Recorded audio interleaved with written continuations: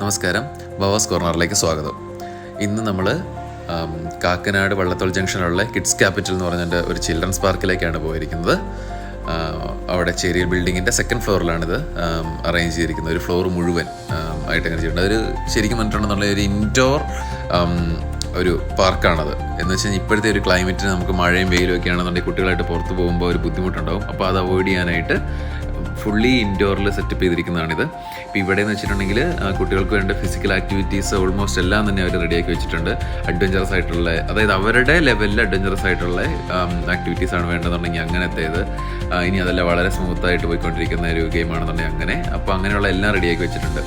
ഇവിടെ entry fee വരുന്നത് 500 രൂപയാണ് വരുന്നത് ഒരു കുട്ടിക്ക്. അപ്പോൾ ആ ഒരു കുട്ടിയുടെ ഒപ്പം ഒരു അഡൽറ്റിനും കൂടെ കയറാൻ പറ്റും.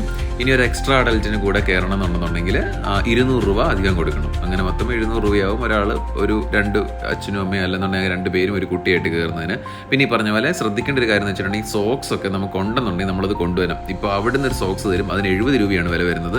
അപ്പം സോക്സ് ഇട്ടേ അകത്ത് കയറാൻ പറ്റുള്ളൂ. നമുക്ക് സാധാ സോക്സ്, നമ്മുടെ ഷൂവിനൊപ്പം ഉപയോഗിക്കുന്ന സാധാ സോക്സ് ഇട്ടുണ്ടെന്ന് വെച്ചാൽ മതി. അത് കുട്ടികളും വലിയ ആൾക്കാരും. ഇപ്പം ഈ റൈഡ്സിൽ കയറണം എന്നല്ല, കയറുന്നില്ലാത്ത പാരൻസ് ആണെങ്കിലും ശരി, അവരെ സോക്സ് ഇട്ട് മാത്രമേ അകത്ത് കയറാൻ സമ്മതിക്കത്തുള്ളൂ. അപ്പോൾ അതുകൊണ്ട് അത് വീട്ടിൽ നിന്ന് കൊണ്ടുവന്ന് നമുക്ക് ആ എമൗണ്ട് വെറുതെ വേസ്റ്റ് ചെയ്യുന്നുണ്ട്. ഇപ്പോൾ ഈ പറഞ്ഞ പോലെ തന്നെ സ്ലൈഡറൊക്കെ കുറേ ടൈപ്പ് സ്ലൈഡർ, അതായത് പല സ്ഥലങ്ങളിലേക്കുള്ള സ്ലൈഡർ റെഡിയാക്കി വെച്ചിട്ടുണ്ട്. പിന്നെ ഈ കുട്ടികൾക്ക് സാൻഡിൽ കളിക്കാനായിട്ട്, നമ്മൾ പണ്ട് വീട്ടിലൊക്കെയും മണ്ണ് വാരി കളിക്കത്തില്ലായിരുന്നു, അപ്പോൾ അതേപോലെ ഈ പറഞ്ഞ പോലെ മണ്ണ് പോലെ ഒരു വൈറ്റ് സാധനം അവിടെ ഇങ്ങനെ റെഡിയാക്കി വെച്ചിട്ടുണ്ട്. അപ്പോൾ അതിനകത്ത് ഈ പറഞ്ഞ പോലെ കുറേ സമയം പിള്ളേർക്ക് ഒരു 10-20 മിനിറ്റ് അതിനകത്ത് തന്നെ കളിക്കാനുള്ളൊരു സമയം കളയാൻ പറ്റും. ഇപ്പോൾ ഒത്തിരി കുട്ടികളാണെന്നുണ്ടെങ്കിൽ വളരെ രസമാണ്. പിന്നെ അവരുടെ ഏറ്റവും വലിയ അട്രാക്ഷൻ എന്ന് വെച്ചിട്ടുണ്ടെങ്കിൽ ഈ പറഞ്ഞ ബോളിൻ്റെ ആ ഒരു സെക്ഷനാണത്.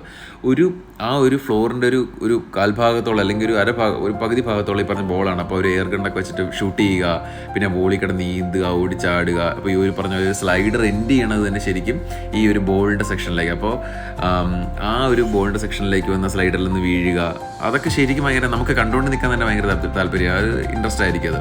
പിന്നെ ഈ പറഞ്ഞ ഒരു സ്ക്രീൻ ഉണ്ട്, അപ്പോൾ ആ സ്ക്രീനിലും ഒരു ഇതുണ്ട്.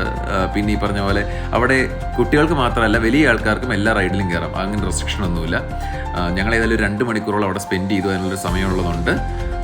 അപ്പോൾ നിങ്ങൾക്ക് തീർച്ചയായിട്ടും ഒരു കുട്ടികളെയും കൊണ്ട് നമുക്ക് പോകാൻ പറ്റുന്ന സ്ഥലം.